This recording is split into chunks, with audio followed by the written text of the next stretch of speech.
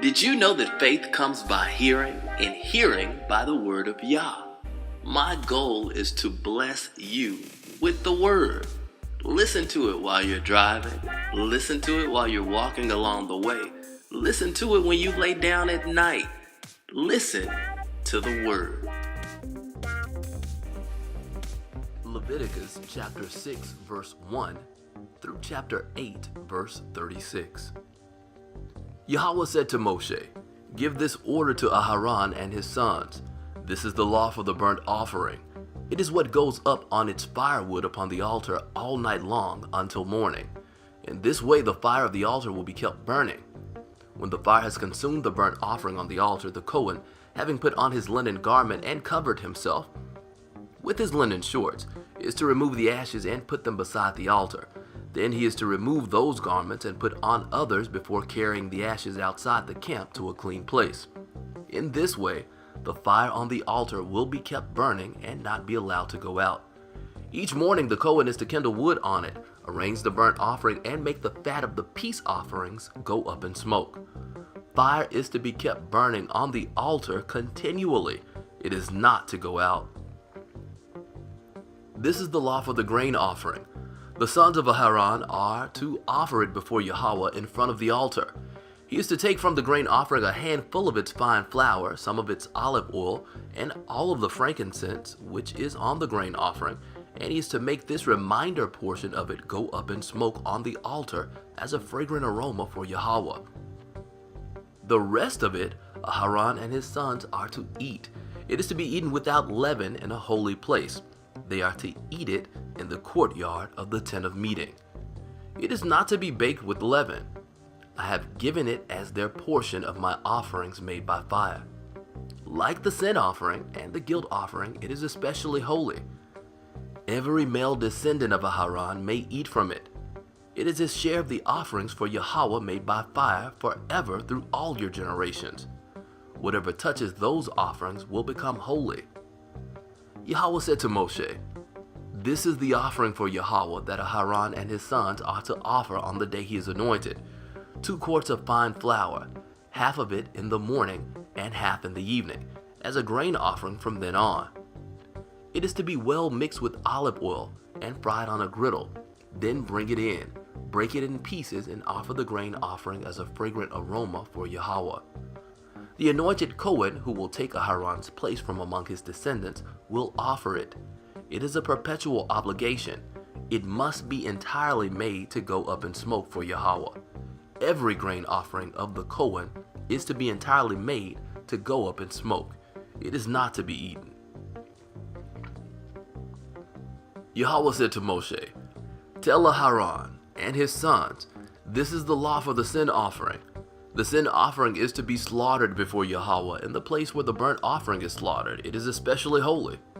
The Kohen who offers it for sin is to eat it.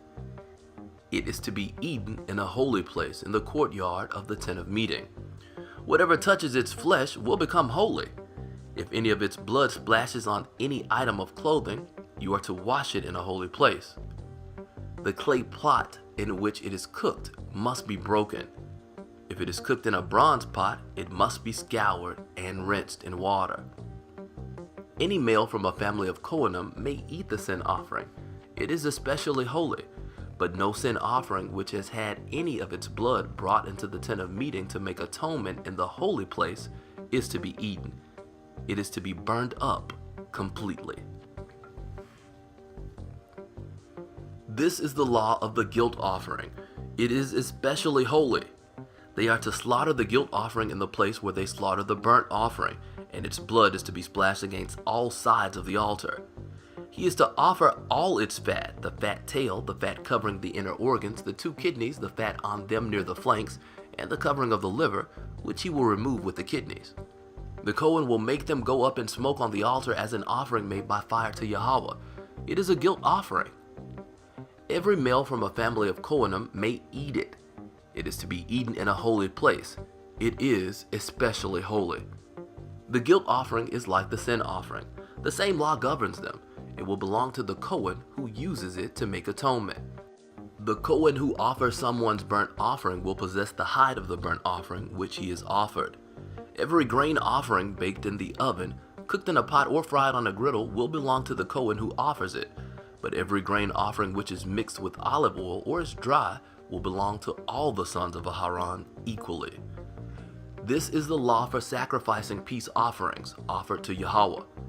If a person offers it for giving thanks, he is to offer it with the thanksgiving sacrifice of unleavened cakes mixed with olive oil, matzah spread with olive oil, and cakes made of fine flour mixed with olive oil and fried. With cakes of leavened bread, he is to present his offering together with the sacrifice of his peace offerings for giving thanks. From each kind of offering he is to present one as a gift for Yahweh. It will belong to the Kohen who splashes the blood of the peace offerings against the altar. The meat of the sacrifice of his peace offerings for giving thanks is to be eaten on the day of his offering. He is not to leave any of it until morning. But if the sacrifice connected with his offering is for a vow or is a voluntary offering, then while it is to be eaten on the day he offers his sacrifice, what remains of it may be eaten the next day. However, what remains of the meat of the sacrifice on the third day is to be burnt up completely. If any of the meat of the sacrifice of his peace offering is eaten on the third day, the sacrifice will neither be accepted nor credited to the person offering it. Rather, it will have become a disgusting thing, and whoever eats it will bear the consequences of his wrongdoing. Meat which touches something unclean is not to be eaten, but burnt up completely. As for the meat, everyone who is clean may eat it, but a person in a state of uncleanness who eats any meat from the sacrifice of peace offerings made to Yahweh will be cut off from his people.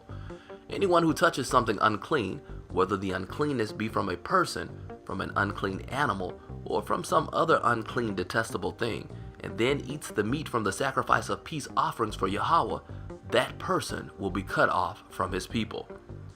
Yahweh said to Moshe, "Say to the people of Israel, you are not to eat the fat of bulls, sheep, or goats. The fat of animals that die of themselves or are killed by wild animals may be used for any other purpose, but under no circumstance are you to eat it. For whoever eats the fat of animals of the kind used in presenting an offering made by fire to Yahweh will be cut off from his people. You are not to eat any kind of blood, whether from birds or animals, in any of your homes. Whoever eats any blood will be cut off from his people." Yahweh said to Moshe, "Say to the people of Israel, a person who offers his sacrifice of peace offerings to Yahweh is to bring part of his sacrifice of peace offerings as his offering for Yahweh. He is to bring with his own hands the offerings for Yahweh made by fire. He is to bring the breast with its fat. The breast is to be waved as a wave offering before Yahweh. The Kohen is to make the fat go up in smoke on the altar. But the breast will belong to Aharon and his descendants. You are to give the right thigh from your sacrifices of peace offerings to the Kohen as a contribution. The descendant of Aharon who offers the blood of the peace offering is to have the right thigh as his share. For the breast that has been waved and the thigh that has been contributed, I have taken from the people of Israel out of their sacrifices of peace offerings and given them to Aharon the Kohen and to his descendants as their share forever from the people of Israel." On the day when Aharon and his sons were presented to serve Yahweh in the office of Kohen, this portion was set aside for him and his descendants from the offerings for Yahweh made by fire. On the day they were anointed, Yahweh ordered that this be given to them by the people of Israel. It is their share forever through all their generations. This is the law for the burnt offering, the grain offering, the sin offering, the guilt offering, the consecration offering, and the sacrifice of peace offerings, which Yahweh ordered Moshe on Mount Sinai, on the day he ordered the people of Israel to present their offerings to Yahweh in the Sinai desert. Yahweh said to Moshe, "Take Aharon and his sons with him, the garments, the anointing oil, the bull for the sin offering, the 2 rams, and the basket of matzah, and assemble the entire community at the entrance to the tent of meeting." Moshe did as Yahweh ordered him, and the community was assembled at the entrance to the tent of meeting. Moshe said to the community, "This is what Yahweh has ordered to be done." Moshe brought Aharon and his sons, washed them with water, put the tunic on him, Wrap the sash around him, clothe him with the robe. Put the ritual vest on him, wrapped around him the decorated belt, and fastened the vest to him with it. He put the breastplate on him, and on the breastplate he put the Urim and Thummim. He set the turban on his head, and on the front of the turban he affixed the gold plate, the holy ornament, as Yahweh had ordered Moshe. Then Moshe took the anointing oil and anointed the tabernacle and everything in it, thus consecrating them. He sprinkled some on the altar 7 times, anointing the altar with all its utensils and the basin with its base to consecrate them. He poured some of the anointing oil on Aharon's head and anointed him to consecrate him. Moshe brought Aharon's sons, clothed them with tunics, wrapped sashes on them, and put headgear on them, as Yahweh had ordered Moshe. Then the young bull for the sin offering was brought, and Aharon and his sons laid their hands on the head of the bull for the sin offering. After it had been slaughtered, Moshe took the blood and put it on the horns of the altar all the way around with his finger, thus purifying the altar. The remaining blood he poured out at the base of the altar and consecrated it to make atonement for it. Moshe took all the fat on the inner organs, the covering of the liver, the 2 kidneys and their fat, and made it go up in smoke on the altar. But the bull, its hide, its flesh, and its dung were taken outside the camp and burned up completely, as Yahweh had ordered Moshe. Next, the ram for the burnt offering was presented. Aharon and his sons laid their hands on the head of the ram, and after it had been slaughtered, Moshe splashed the blood on all sides of the altar. When the ram had been cut in pieces, Moshe made the head, the pieces, and the fat go up in smoke. When the inner organs and the lower parts of the legs had been washed with water, Moshe made the entire ram go up in smoke on the altar. It was a burnt offering, giving a fragrant aroma, an offering made by fire to Yahweh, as Yahweh had ordered Moshe. Then the other ram was presented, the ram of consecration. Aharon and his sons laid their hands on the head of the ram. After it had been slaughtered, Moshe took some of its blood and put it on the tip of Aharon's right ear, on the thumb of his right hand, and on the big toe of his right foot. Next, Aharon's sons were brought, and Moshe put some of the blood on the tips of their right ears, on the thumbs of their right hands, and on the big toes of their right feet. Then Moshe splashed the blood on all sides of the altar. He took the fat tail, all the fat covering the inner organs, the covering of the liver, the 2 kidneys with their fat, and the right thigh. From the basket of matzah that was before Yahweh, he took 1 piece of matzah, 1 cake of oiled bread, and 1 wafer, and placed them on the fat and on the right thigh. Then he put it all in Aharon's hand and in the hands of his sons, and waved them as a wave offering before Yahweh. Moshe took them out of their hands and made them go up in smoke on the altar on top of the burnt offering.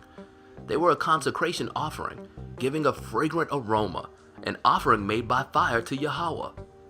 Moshe took the breast and waved it as a wave offering before Yahweh. It was Moshe's portion of the ram of consecration, as Yahweh had ordered Moshe.